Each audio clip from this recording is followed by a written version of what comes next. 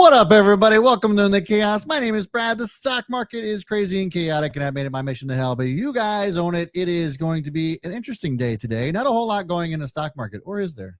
Something's happening. I feel like there's a lot of green shoots all over the place. Green boner candles today. Anybody catching that? I would say so. The market is absolutely on fire today, relatively speaking, of course, right? Because, I mean, we still have the whole month of September to make up for as far as losses are concerned, but we're in a path to this taking place. We'll see. We'll see if this is a one-hit wonder for today or if it's going to continue throughout the week. The S&P is up 2.72%. Not sure how sustainable that is, but hey, take it while you got it. The Dow's up 800 points, 2.79%. The Nasdaq's up 2.5%. Crude oil is one of the big stories today too. That is up 5% on the day. 83.28 WTI crude is where that's sitting at. And then I'm looking at Bitcoin as well. That's up 250 points. That's good for $19,534 per Bitcoin. So pretty decent day, right? But again, it's just a day.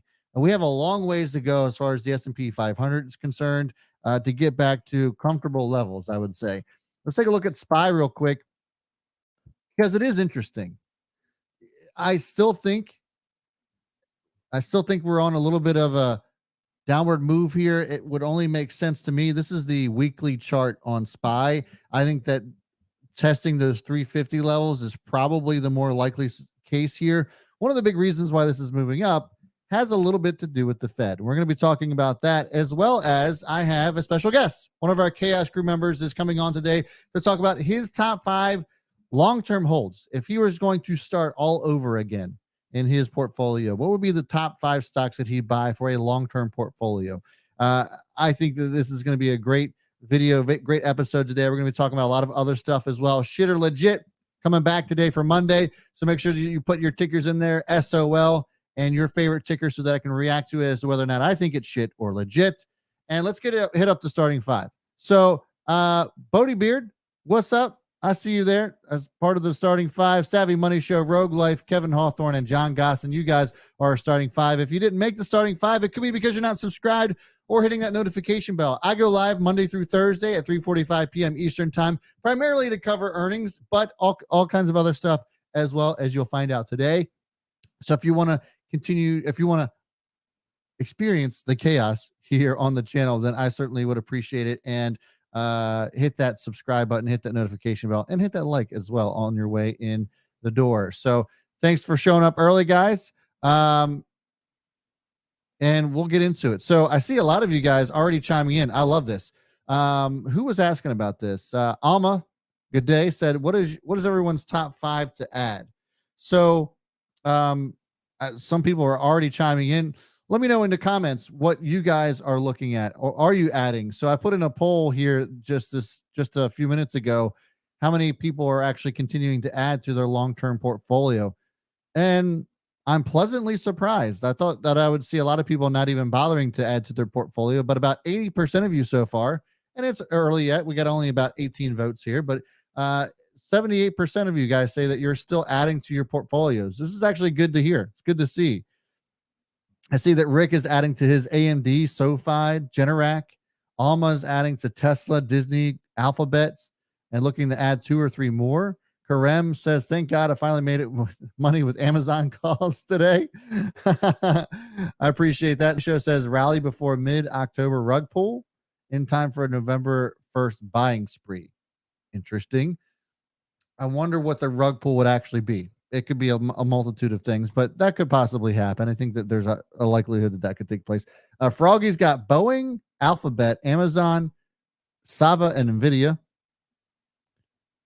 Karim says, thanks, Don, for the inputs. And I see Don here in the show. Don says, I closed my puts this morning, which didn't I say last night, or was that mentorship people? No idea. But Snooker says, how about them Ravens? What a game until it wasn't.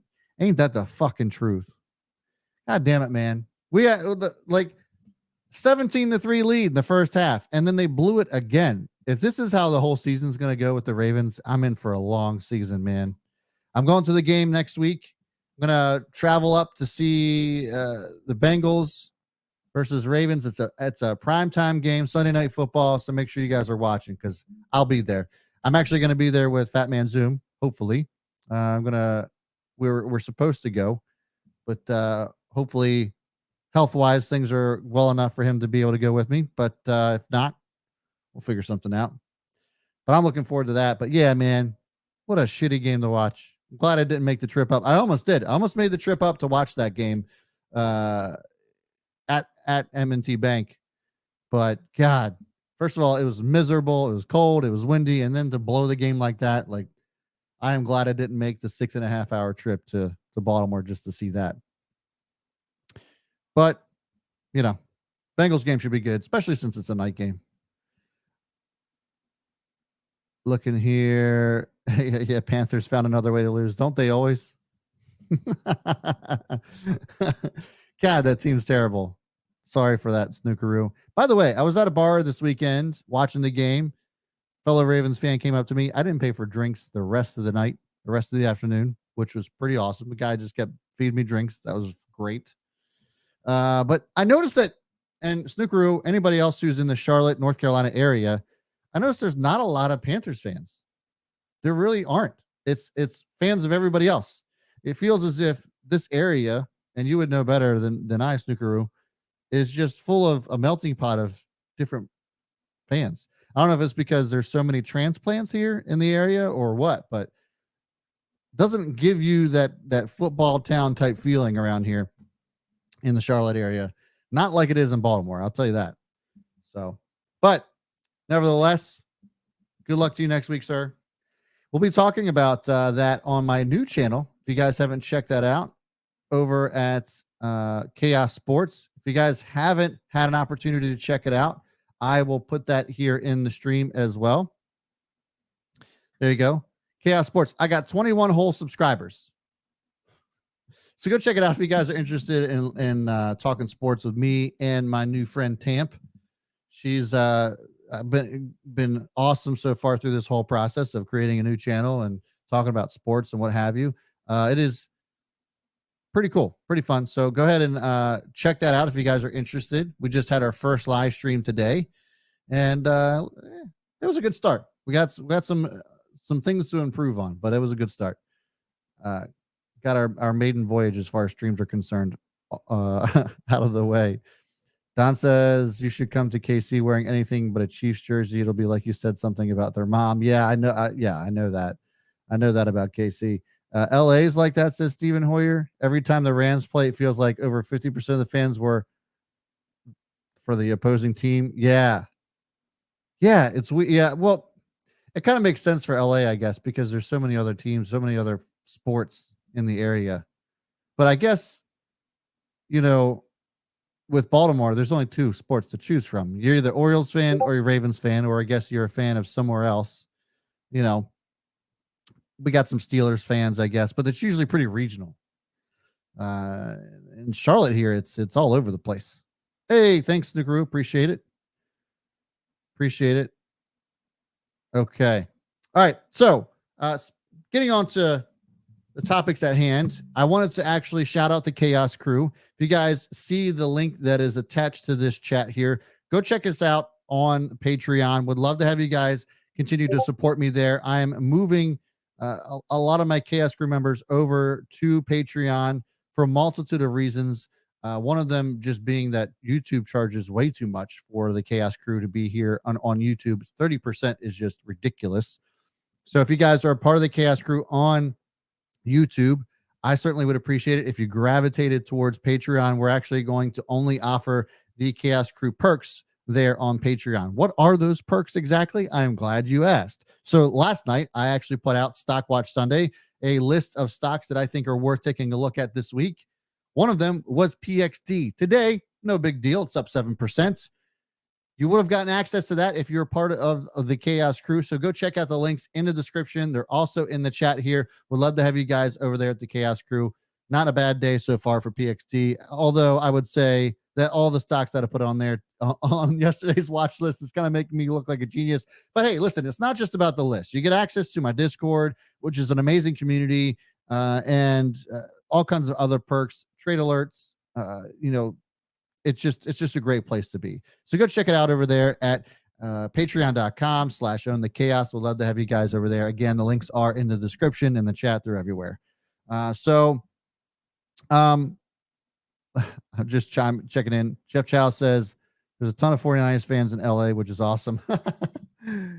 Yeah, I would say San Fran's probably is a pretty good football town, right? San Fran, maybe Green Bay is probably a good football town. Steelers. I mean, Pittsburgh, huge football town. Buffalo travels, man. I saw a lot of Buffalo fans in Baltimore City. Crazy. A lot of friends, a lot of Baltimore friends saying there's Bills fans everywhere. Okay, so as the title says, 5 long-term stocks to buy, and more specifically, stocks that have dividends. So I have a Chaos Crew member that volunteered to come on the show today to talk about his strategy and his actual story here with the Chaos Crew. And I'm happy to bring him on. He's been helping me out a lot with a lot of the Patreon stuff and just kind of getting us back on track this year. So I certainly appreciate him, and you'll appreciate him too. It is none other than Mike Hutzman. What's up, my man? How's it going? Pretty good, bro. So you came to me last week and talked a little bit about, hey, we've had some Chaos Crew members asking about long-term stocks and how we feel about them, and more specifically on the dividend side of things. And you had 5 stocks that you think that if you were to start all over again, that these would be the 5 for you. But before we get into that, why don't you share everybody who you are and what kind of role you have with the Chaos Crew? Sure. So I'm Mike Hudson. I've been with the Chaos Crew for a couple of years now. Yeah, since early 2020. Yeah. Yeah, loyal subscriber, and actually an active participant now, helping you out with a lot of stuff. Yeah. But my real role is trying to make things run smoothly for you. But yeah, started investing right about that time, and I don't know, it's been pretty good to me. I've actually been able, of course, things were screwed up in the beginning, not screwed up, but very advantageous for anyone who invested in 2020. I was able to buy a house with that. Of course, things are not. Let's make it a little bit of a bigger deal than you're super humble about it, which I certainly appreciate about you, Mike. But this man in the Chaos Crew, started trading in 2020, ended up with the amount of money he made trading within the crew, bought a house. That's correct. And which is an incredible story. And ever since then, you've been managing risk too, right? Like, you haven't been one of those traders that, made a bunch of money, then blew it all because you didn't change anything about your strategy. You continued to remain, I wouldn't say conservative, but probably conservative. You probably would say that, but also learned how to manage risk because you realized that, the money that was flowing in wasn't just going to come this easy forever. And so you took the necessary precautions and managed risk to be able to not only just buy a house with the winnings from your trading, but to continue to build on top of that. Correct. And as a new trader, I was learning, right? I'm still learning. I'm learning all the time, which is part of why I'm in the crew. There's a bunch of good people in there that I learn from all the time. So I was able to take that money, buy a house, start over, grew that, and continuing to do that to this day. Yeah, that's awesome. That's awesome. And part of part of the reason why you came on today, obviously, was to just talk about your experience, but then also talk about how you have a massive portfolio of dividend stocks, and you plan to use that portfolio to live off of when it comes to retirement time. So you're looking to take a payment every month from those dividend stocks so that you could just live off of that income until you kick the bucket, I guess. Yeah. And so, but you decided that, from what people were asking in our community, that you had 5 stocks out of those 50 that you have, that if you were to start all over again, these would be the ones that you would go to. So why don't you go ahead and let everybody know those 5 stocks? We'll just start with the first one, which is what? Yeah, well, to start off with, Scott S. is the one that actually started this conversation. So I want to give a shout out to him. He was the one who brought this up. Yeah. in the crew. And but yeah, if I were to start a new dividend portfolio today, I'd start with 5 stocks. The first one would be Coca-Cola, symbol is KO. Yeah. Let's pull that chart up. All right. And why Coca-Cola? It's a steady Eddie. I mean, they've had growth in dividends for the last 59 years. Now it doesn't have a great yield, but it's going to pay quarterly. At 3%, it's still nothing to sneeze at, and you're going to get that from now until forever, Right. basically. Yeah, and Coca-Cola year to date, while it is down, it's only down around 4.5% when you compare it to the S&P 500. That's down around 20%, still outperforming the S&P 500. Forward PE on this fundamentally is at 22 times next year's earnings, which is expensive. You compare it to the overall market, trading around 16, 15 times next year's earnings. It's a bit on the expensive side, but there's a reason why people continue to go and buy up Coke. And to your point, right? A dividend aristocrat. How long have they been? You had this statistic. How long have they been raising their dividend for? 59 years. 59 years. Now think about all the things that have happened over the last 59 years, right?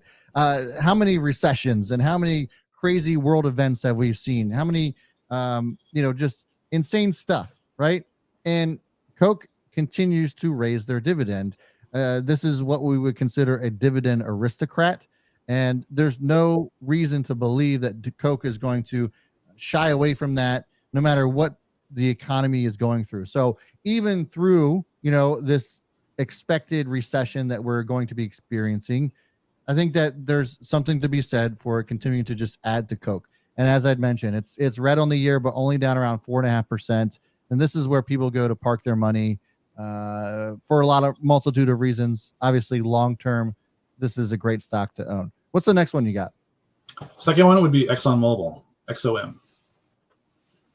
Buy this one.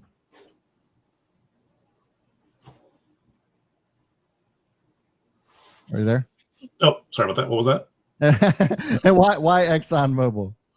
Again, this one's a pretty steady income. It pays quarterly. Again, it's not gonna knock your socks off with 3.5% or 3.8%, but that income's going to be there. And at my age, I just turned 50. I'm looking for that next evolution, right, where I'm going to retire here in a few years, and I just want the income coming in. You're going to retire in a few. When are you trying to retire?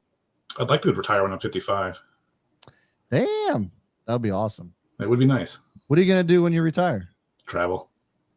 That's it. But what about when you're done traveling? Or are you just never going to be done traveling? Yeah, probably not. There's so much to see. That's true. That's fair. Are you going to be like one of those world travelers? Are you going to get yourself an RV and just like nomad around? What are you trying to do? Yeah, I don't see the nomad thing. I definitely like to fly and go different places. Yeah, I can appreciate that. So Exxon, for me, I agree. I think Exxon's a good one. I will say that I think that there are some better ones in the energy space, and we've talked about this off camera. PXD was one of the stocks that you guys know that I've been talking about, the best dividend yield in the S&P 500 right now, and it's having a hell of a day. Today it closed up nearly 7%.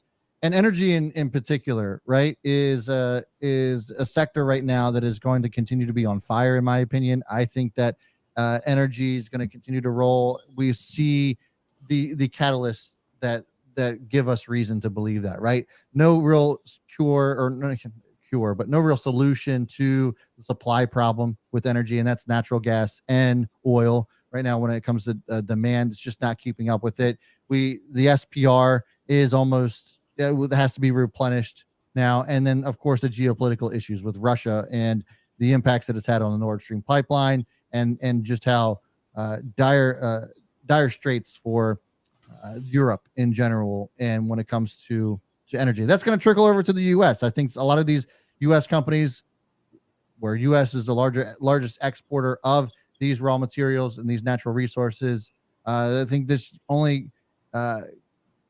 only be bullish from here. You look at ExxonMobil, their PE is stupid cheap. Forward PE here is at 6 times next year's earnings. So while the stocks moved up 45% over since the first of the year, and over the last 52 weeks, it's up 50%. I think that there's a case to be made that it's going to continue to move up from here. So you could go after an Exxon or a Chevron or a Pioneer Natural Resources or Marathon Oil, Sunoco, Halliburton, Schlumberger, all of this. They're all going to move together. This is going to be an industry that's just going to continue to move up. So I think while Mike is looking at ExxonMobil, I don't think that you can go wrong with anything in the energy sector right now, just because of what's happening in the overall industry. Yeah, and I chose Exxon for this particular list because it's a known, right? It's a long term. They've been around forever. They're not going anywhere. Yeah. In full disclosure, in my portfolio, I've got 6 oil industry dividend stocks. 6. Wow.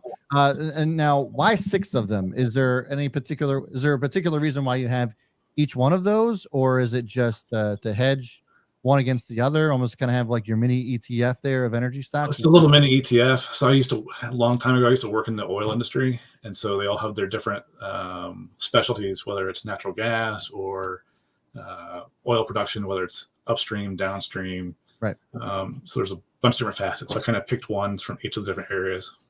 Okay. That makes sense. I like that. I like that a lot. Okay. So we have Exxon. So we have now Coke, Exxon being 2. What's your third stock that you would have in your top 5? Number 3 is Main Street Capital. It's banking services. They service lower end loans.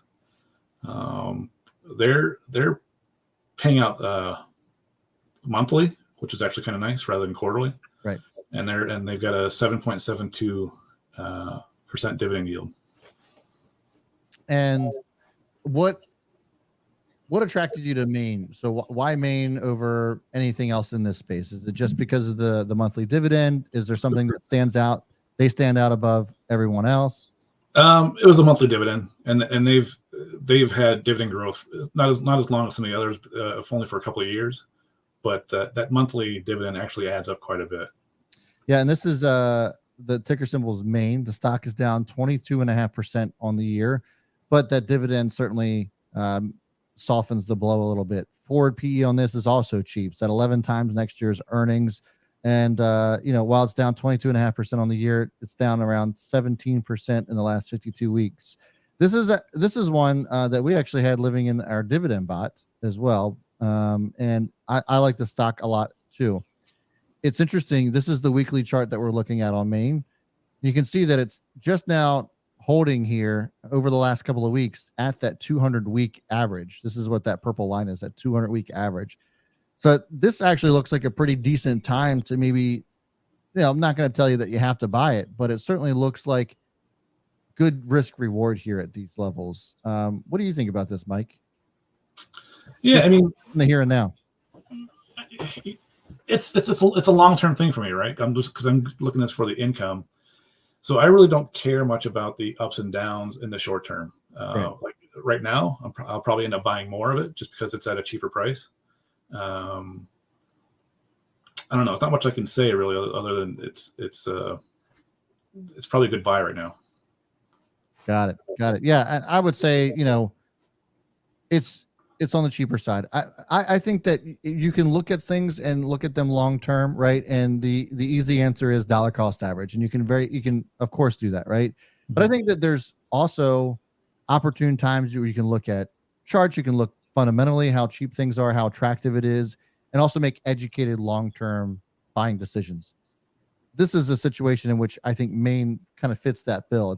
It's become really attractive from a fundamental standpoint. The chart actually looks halfway decent too. So while long-term investing and long-term trading doesn't necessarily mean you have to be a day trader about it, but you can certainly look at certain levels and be like, all right, this is depressed enough. It looks actually pretty cheap. Maybe I'll consider dollar cost to averaging a little bit more than I normally would. Stuff like that. Is that something that you do yourself? I do. In fact, I don't just dollar cost average, on a given period. I actually wait for certain price levels. So I do a lot of making sure I understand the key levels, those supports and resistances. Yep. And what I try to do is actually map out a somewhat trend line where I think it should be. Yeah. And I'll try to buy at those key levels that match that trend line. Like I don't want to pay for a stock that's way up in the middle of the stratosphere, and then just have it come back down. I'll wait for it. I'll be patient, wait for it, buy it when it comes back down. Like now's a good price for it, right? And then just sit on it after that. I like it. I like that a lot. We'll get into the next two, but real quick, I see a lot of people asking questions. Bring them on. If you have questions for Mike or myself about this topic, I see Colin has a question here. We'll answer that at the end here. Snooker also asking a question as well. Keep this coming. If you guys have questions, or if you want to give a list of your stocks that you are looking to buy, we can have that conversation too. I'm really kind of impressed that you guys are engaged as you are with this. I was a little bit nervous because it's a little bit different than the way I do things on the channel. So I'm actually really encouraged by this. You and me both. Let us know in the comments if you want to see more videos like this, whether it's with Mike or someone else within our crew or what have you. Would love to have your guys' feedback on that. Next one is, so we got three right now. We have ExxonMobil, Coke, Maine. What's your next one? Altria Group, MO. Altria. Okay. One of the sin stocks. One of the sin stocks. I like that. So why Altria? Why MO? Well, the dividend is just hard to beat, right? It's at 9% right now. They pay quarterly. It's also a dividend aristocrat. They've had dividend growth for 52 years in a row. And, you know, they're super diversified by themselves. They're not just in tobacco and vaping products. They have a whole slew of things that they're into. So this is just a super attractive stock for me for my long-term dividend portfolio. And this is also another one that's pretty attractive from a fundamental standpoint. You know, year to date, stock's down around 13%. So still technically outperforming the market, but the forward PE on this is at 8.3 times next year's earnings.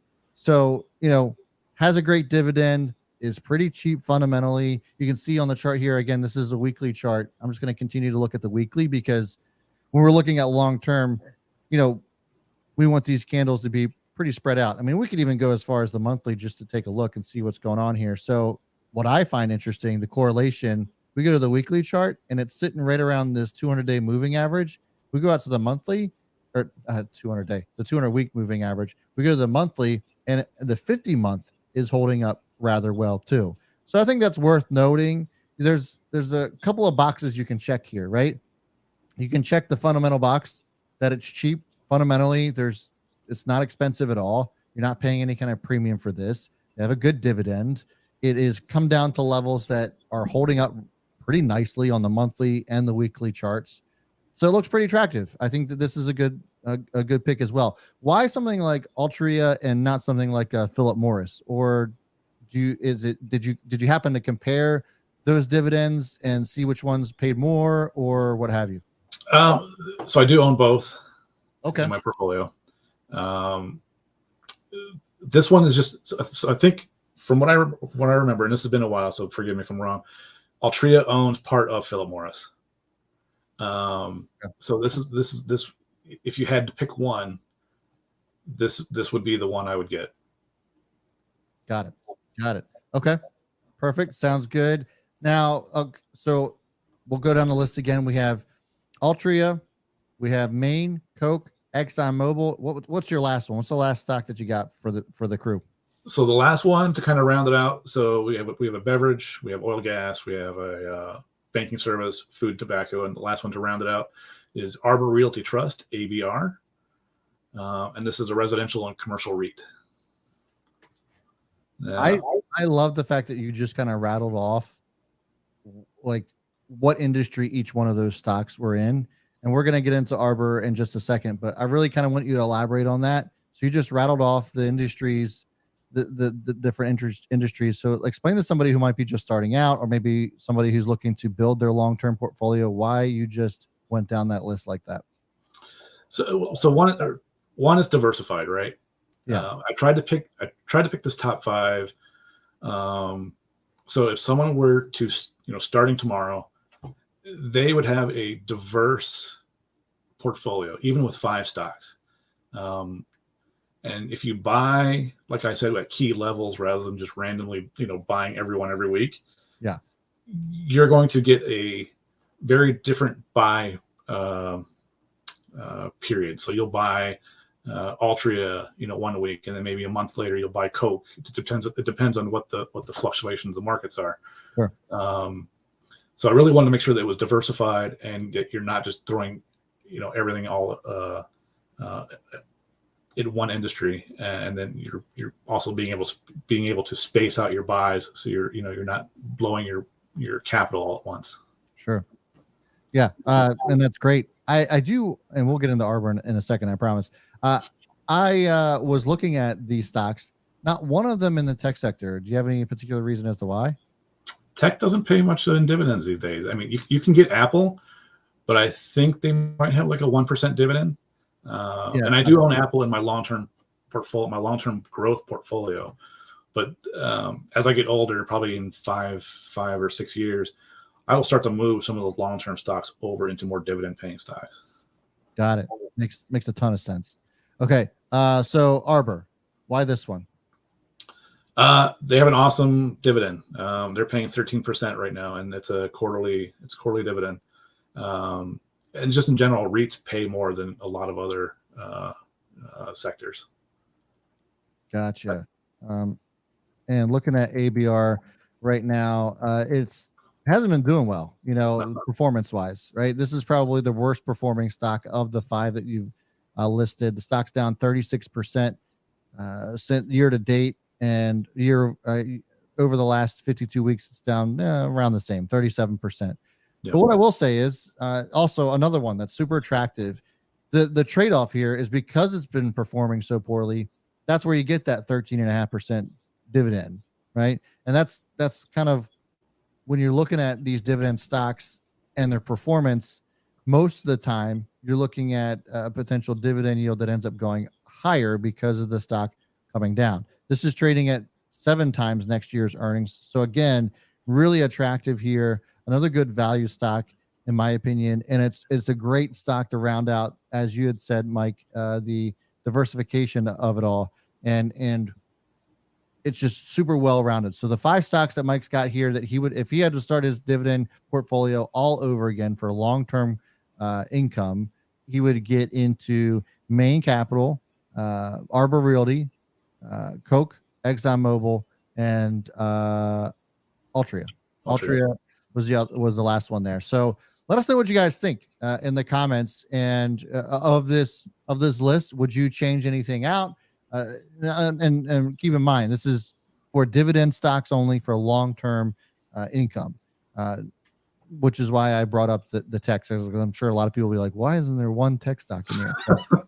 I just had a feeling that question would be coming up, so I wanted to make sure I tackled that one. So are you up for some questions? Sure. All right. So we got Colin here that's asking, says that you have an awesome story, which, by the way, thanks, bro, for coming on and taking the time this afternoon. I certainly appreciate it. But then Colin asks, were you involved in trading at all prior to the pandemic? And I would say it sounds like that you were at least a little bit. Very, very little. Nothing really. What really spurred it was me being able to work from home. Okay. I had invested, but it was more of like a set it and forget it. It wasn't really like active. Yeah. 2020, whenever everyone got told to work from home, that's what really set it off. And so you were in long-term stuff, set it and forget it. Tell us a little bit about your active trading journey. Like, how active are you? Were you then? Are you just as active now? Like, what did that look like? Definitely was not very active back then. Prior to 2020, March of 2020, I was not active. It really was dollar cost averaging, every month, every couple of months I would take a look and, buy a couple things. It wasn't like, it was really hands off. Yeah. And it was mostly ETFs. 2020 rolled around, and that's when I started to really, I saw the huge opportunity, right? When I saw the stock market tanking, I was like, okay, this is the opportunity people have been waiting for. Yeah.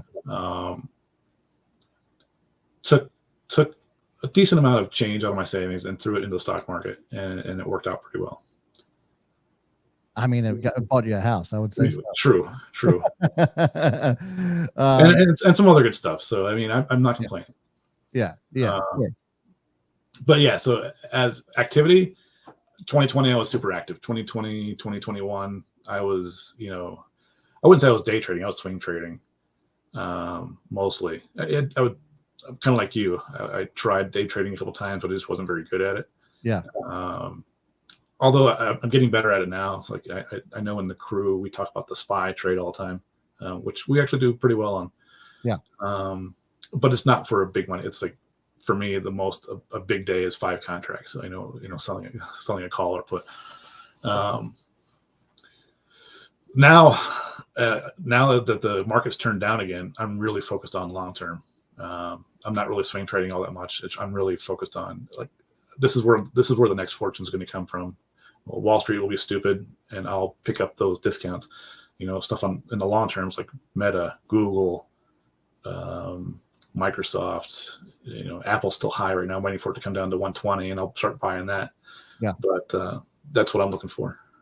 Got it. Yeah. I mean, and I think we're getting close to some sort of bottom. You saw the chart here today. I think the SPY has the potential to come down to about 350. So if that's the case, then we're going to see some more cheaper stuff, but it never makes any sense to try to guess the bottom in these types of situations. I think that there's definitely a lot of cheaper stocks out there. Meta platforms certainly being one of those.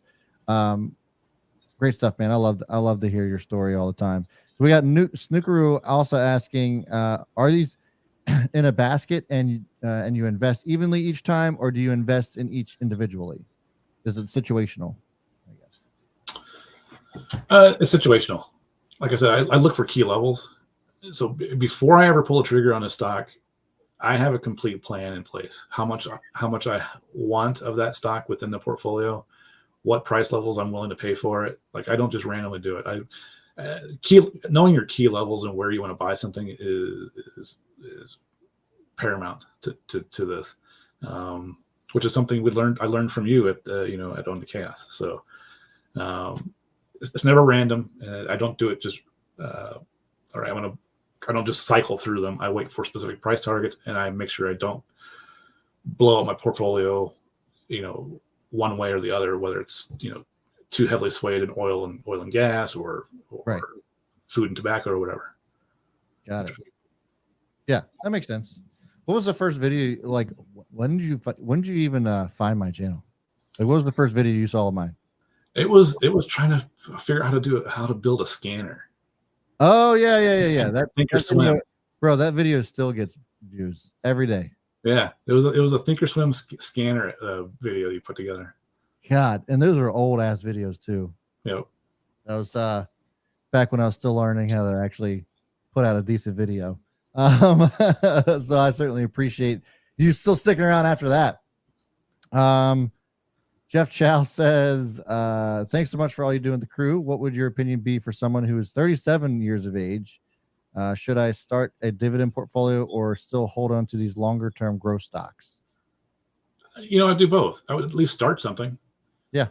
So here's an example. I'm average annually, I get about 10.7% on my dividend portfolio. That's not bad.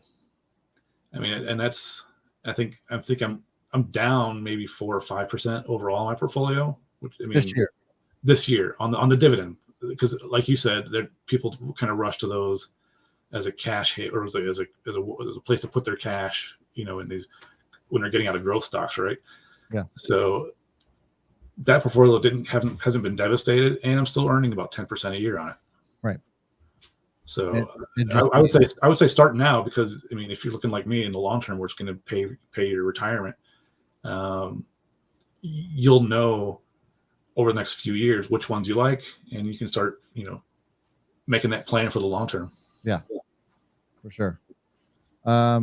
Good answer there. Last one from Colin says, how did you learn about option trading? Quite a bit from Don Fran.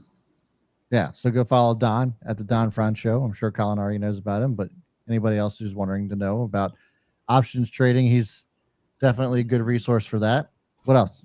And there's a few people in the crew that I are my resources. So between OTC and Don Fran, it's been pretty good. which speaks to the value of the crew, right? I've never wanted the Chaos Crew to just be about, hey, let's just follow whatever Brad's doing. I always wanted to build a community of like other people that share ideas and where more people learn from other folks that are in the community, which is just what you were speaking to. So if you guys want to be a part of the Chaos Crew, if you are a part of the Chaos Crew, haven't moved over to Patreon yet, make sure that you do that. Links are in the chat here, as I pinned it to the top of the post or top of the chat. It's also down in the description below. Would love to have you guys as a part of the crew, and continue to support the channel and really support yourself. It's like Mike said at the beginning here, he's always learning. He doesn't have it all figured out. None of us do. The market's always changing and always shifting. And so it's great to just kind of have a community of other investors and traders to share ideas with. Yeah, indeed.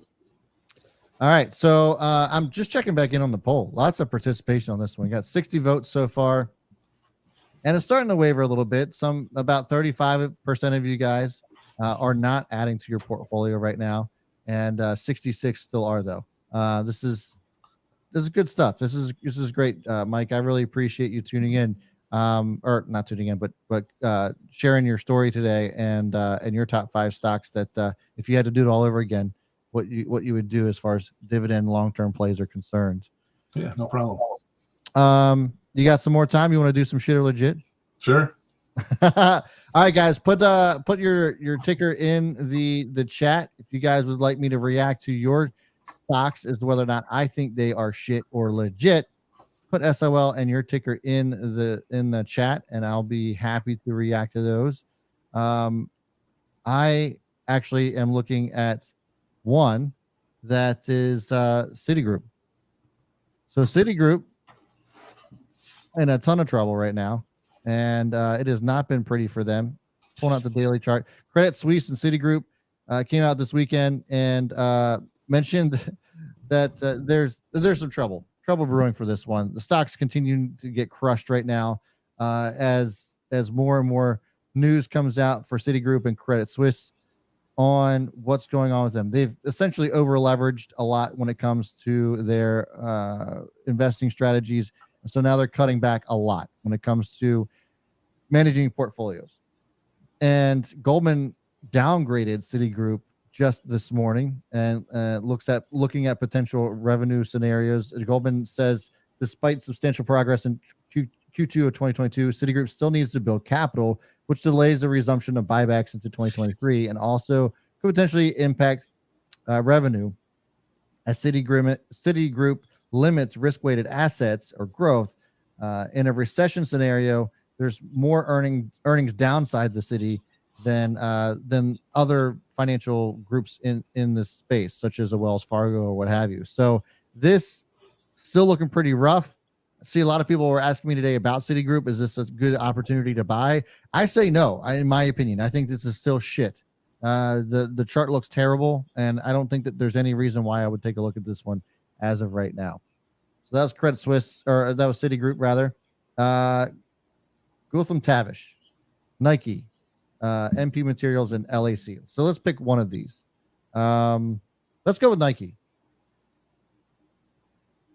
You guys might have watched Nike my reaction to Nike's earnings last week, and it wasn't pretty, right? I mean, we saw huge downgrades, massive amounts of inventory still on their shelves, and it just has been absolutely awful. Huge gap down last week from $95 a share, and then came all the way down to around $82.22 today, and ended up closing pretty decently at 85.54, but still has a long ways to go to get back to its previous highs of 177. I don't think that we're going to get back to 177 anytime soon. And really, Nike is actually still kind of expensive. Are you in Nike right now, Mike? I am not. I mean, I'm looking at the stock right now, and just fundamentally, it's still expensive. It's trading at 27 times next year's earnings. Now, I will say that Nike has survived many a recession, and so this one shouldn't be any different for them. But it certainly is alarming to see the amount of inventory that they have on hand, and they're just not selling like they used to. Stock is now down 48% year to date. I think this trend potentially continues even into the holiday season. You have any thoughts on this one? I don't on Nike, but I do have a couple thoughts on the previous one that were Citigroup and Credit Suisse. Yeah. I keep hearing that a bear market's never really over until a couple of banks fail. Right. So I think that might be our two culprits. Yeah, it very well could be. I mean, we saw a lot of the crypto institutions kind of biting the dust, right? Celsius and some of the other ones, and now it's kind of moving into the traditional side as well with Citigroup and maybe potentially Credit Suisse. I mean, back in 2008, Lehman Brothers was the big one, right? Right. So I think that's a valid point. Valid point. Sorry, back to Nike. No. Nike. I'm good with Nike. So Karim says, shit or legit on MDB. I don't know if I know this one. MDB. What's MDB? MongoDB. MongoDB. It's a database. It's a database company. Of course, you would know that. How do you feel about? So this is what, dealing with data centers and stuff like that. Yeah, it's a non-relational database. So it's mostly for big platforms like some of the not Azure, but some of the big names like Snowflake and the big applications will use non-relational databases for their backends. So like cloud storage and stuff like that. It's not just storage, but it's really data management. Okay. But I actually like this one. I mean, the stock's down 60% year to date. They still aren't making money, which I think probably would be a little bit of a cause for concern. Their estimated earnings that are going to be upcoming here in December, it looks like, are expected to be around a loss of 17 cents per share, only $303 million in revenue. Last time around, they actually beat slightly on those earnings, but still operating for a loss. But they are growing, and I'm sure Mike would tell you, because he personally works in this space. I'm an IT geek. Yeah, and so there's something to be said for this space in general. A lot of the depressed data dependent type stocks such as AWS and Microsoft's Azure and Snowflake and something like an MDB. The growth here is gonna skyrocket, and it looks like the growth is actually not doing bad here for MDB either. The only thing I will say is if interest rates continue to rise, this is going to continue to be super sensitive to those interest rate hikes. So just keep that in mind. I'm going to go legit on this one too. Normally I wouldn't with a stock that's still operating for a loss, but the growth here is what I'm looking at, and I actually like this one for that reason. Yeah, I would say this is legit. Mike Snooker says, when will we see you on YouTube? I'm here now. I was gonna say, I think he's probably asking about a channel or something like that. I don't think Mike's in the business of making YouTube channels. Not happening. Colin asking about TEL, smaller liquid natural gas play compared to the big guys. Let's take a look at TELL. That stock, had a hell of a day. It was up 10% almost today. It's a stock that's trading at $2.62. This has me a bit nervous already just because it's a $2 stock, but I'll take a closer look at it. Let's see. TELL. Stock is down. Now, this is interesting. It's an energy stock that's down 22%.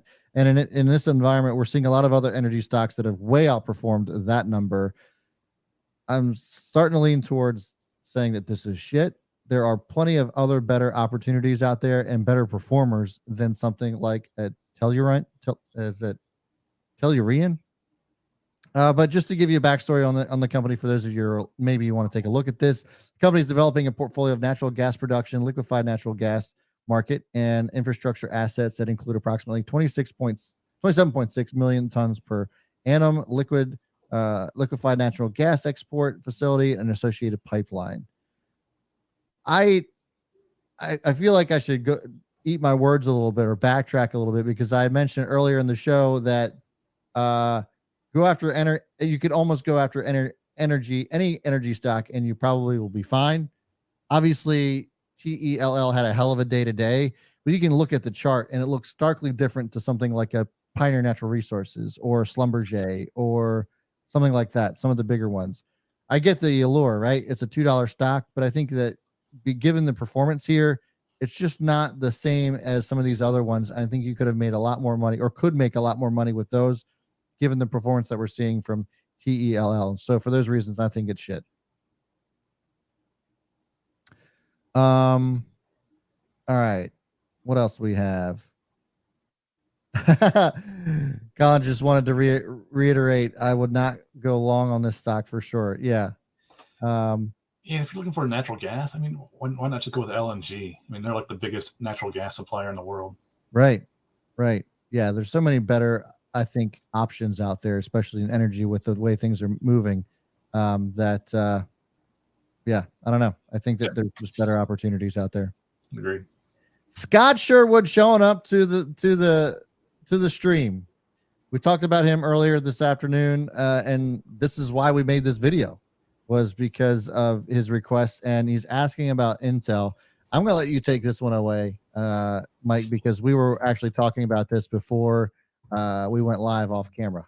We did, and it's not looking good right now. I mean, the dividend is right around 5%, but I think it's got more to fall. Why do you think that? Well, one, the market's just not good for chips in general right now, and if things do slow down, demand will go down, and so I think this is gonna. I just think this has got more room to come down. Yeah, we've seen Intel move up since the breakup between them and Apple, but it didn't last very long, and it's been coming down even further for quite a long time. And now we're at levels that we haven't seen out of Intel since 2016. So you would start to think to yourself, well, maybe this is getting more attractive. But if you peel the curtain back a little bit on the industry itself, companies like AMD and Nvidia and some of its other competitors are just vastly outperforming them from not just a stock standpoint or stock performance, but just the companies in general. Like Intel has been really struggling, not just from some of the headwinds from a macro perspective that's affecting the entire industry, but just from within as well. Stock's trading at 11 times next year's earnings, which you compare it to something like a Qualcomm, for example, it's right around there. But Qualcomm would be a much better buy for me, in my opinion, just because of everything else they have going on. And yeah, I mean, Intel, as you had mentioned, 5% dividend yield. So, that's something, of course, to consider. But given the nasty performance from this, that dividend's not going to make up for the losses that it's been incurring over the last, 12 months or so. So I would say that this one's still shit for now. I saw Don chiming in saying that he sees Intel at $20. Yes. I think that's probably likely, and maybe when I would start to take a closer look at this. That's what I was gonna say. If it gets around the 20, there's a pretty good key level at $20. If it gets down there, that's something to look at. Yeah, I would agree. And that's going to do it for today's show, guys. Thanks so much for tuning in. I certainly appreciate it. If you wanted to give us feedback about today's show, you want to see more of Mike here, or you want to see some more other Chaos crew members that want to give their feedback or their insights on how they were able to become successful within their trading, let me know in the comments below. Would love to hear from you guys. Mike, thanks again so much for carving out your afternoon to spend here. I certainly appreciate it. And again, if you guys want to go check out the Chaos crew, the links are in the chat. They're also down in the description below. Make sure you hit that like button on your way out the door. I'll see you guys tomorrow. See ya.